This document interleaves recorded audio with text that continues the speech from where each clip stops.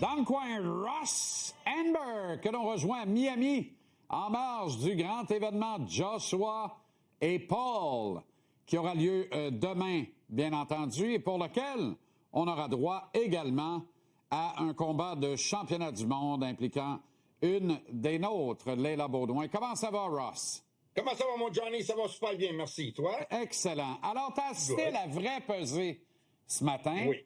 Parce que celle dans les prochaines minutes est simplement pour le spectacle.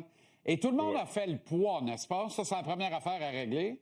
Oui, tout le monde a fait le poids. C'était bien organisé, il faut dire. C'était vite, in, out. Tout le monde a fait le poids, bien organisé avec les gants et tout. Fait que, oui, ça s'est bien déroulé à la pesée. Il n'y a pas de niaiserie, il n'y a pas des... Là, ils vont faire toutes les face-offs puis tout ça. Ils vont faire ça ce soir. Bon Dieu, Ross, permets-moi, là, je veux pas être intrusif, mais t'es arrivé en plan large et on constate que t'es Ocean View à Miami. Ça a l'air colossal. Il a l'air à faire un temps superbe, là. Et c'est pas moins 15 comme à Montréal, ça c'est sûr. Non, quoique aujourd'hui, on a pogné 8 à Montréal. J'en reviens pas trop, là, mais en tout cas. Ah ouais? Okay. Oh, excuse, je ne savais pas.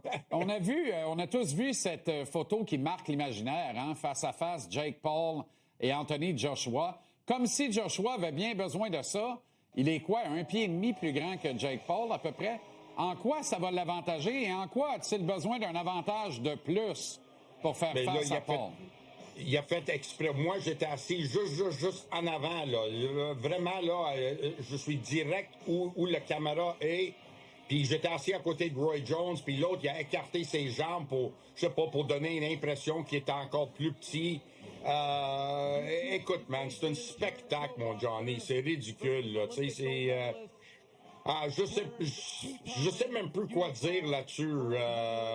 La vérité va se dire quand la cloche va sonner demain soir. Mais est-ce qu'à ton avis, Joshua est là pour régler le dossier une fois pour toutes, sauver l'honneur de la boxe et infliger une correction bien méritée, admettons-le, à Jake Paul, le boxeur? Là, moi, je fais la nuance entre le boxeur et le promoteur pour lequel j'ai un plus grand des respects. Mais Jake Paul, le boxeur, ça, c'est une autre histoire. Alors, Joshua est-il là en camp de vacances, en culotte courte, ou il est là pour régler un dossier et sauver l'honneur de la boxe? J'espère que non. J'espère qu'il est là pour sauver l'honneur de la boxe, c'est sûr.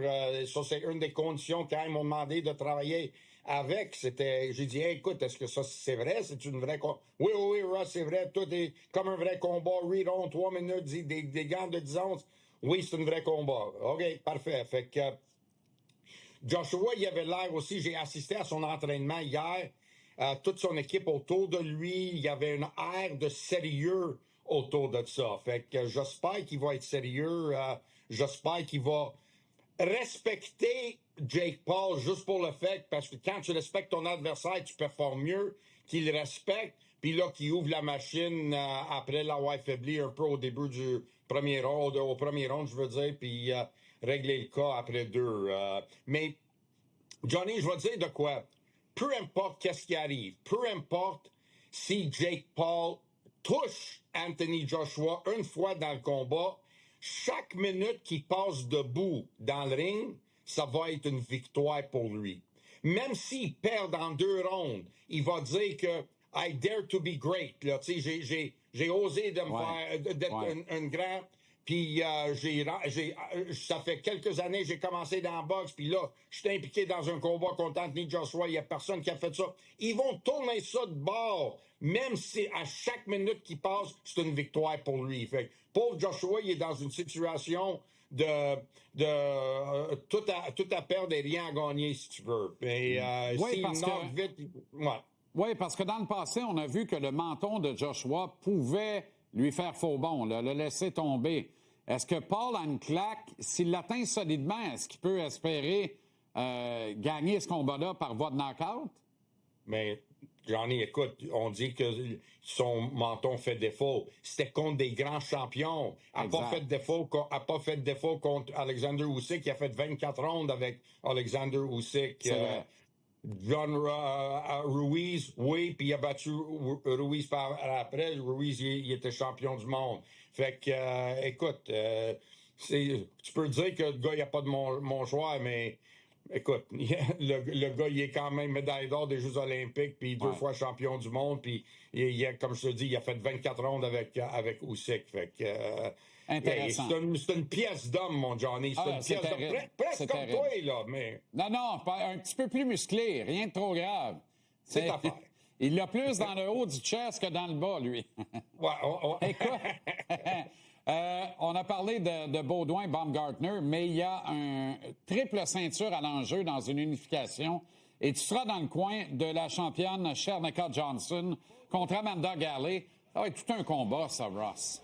Oui, tout un combat. La seule chose que j'aime pas, c'est que eux autres sont obligés de boxer dans le même ring que Joshua puis Jake Paul, puis le ring à 22 pieds à l'intérieur. Fait que ça soit pour Leila Baudouin contre Alicia Baumgartner ou pour Shernicka Johnson contre Amanda Galley.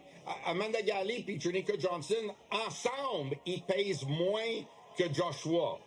Et eux autres vont faire face dans une ring de 22 pieds carrés. Je connais des gens qui, leur appartement, il n'y a pas 22 pieds carrés. Excuse-moi, 444 pieds carrés. 22 par 22, oui. Mais tu sais, ça, c'est quelque chose qui me dérange beaucoup. 2 petites filles, même Baudouin aussi, mais 2 petites filles comme ça qui vont être dans une ring de 22 pieds, ça risque d'être problématique. Je comprends. Pour point de vue de spectacle.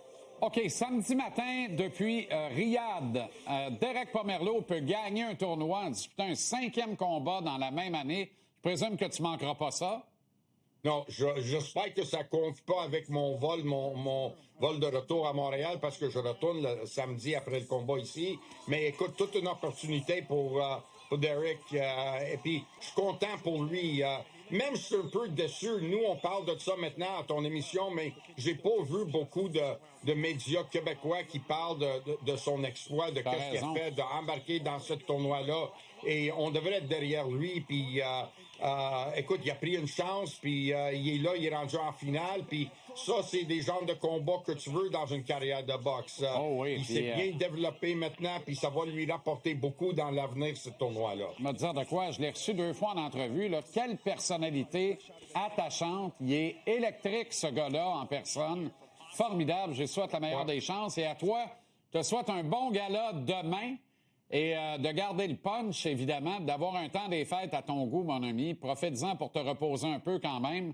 Tu travailles tellement. Bravo encore pour tous les accomplissements. La plus récente, le Temple de la renommée de la boxe internationale. Oui. Merci du fond du cœur des belles collaborations, Ross.